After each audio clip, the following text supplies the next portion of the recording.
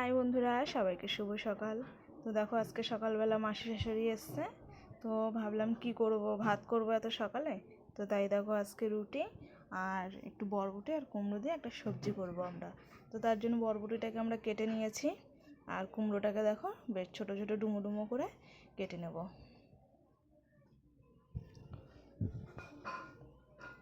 তো দেখো, আমাদের কাটা কমপ্লিট। আর এই ভাজাটার জন্য কিন্তু একটু রসুনের পরিমাণটা বেশি লাগে। রসুনটা একটু থেতো করে তেলের উপর দিয়ে লাল লাল করে ভেজে নিয়ে তারপর সবজিটাকে দিতে হবে। তো দেখো, রসুন কিন্তু আমি একটু বেশিই নিয়েছি।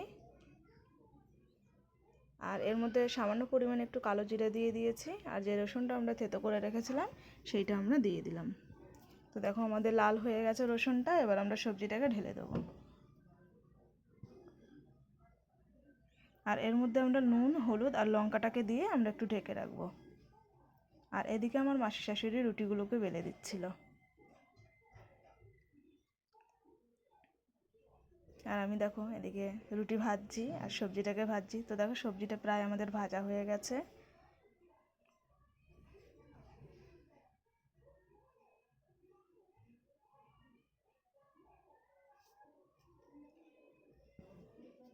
আর আমার মাসি শাশুড়ি কিন্তু দারুণ রুটি বেলতে পারে। আমার মাসি শাশুড়ি অযোধ্যার মানুষ, এরা কিন্তু রুটিই খায় বেশিরভাগ।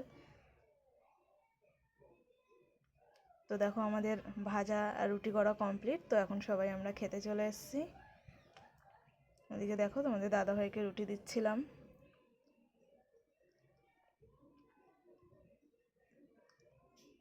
আর এখানে আমার মাসি শাশুড়িকে খাচ্ছিল খাটে বসে।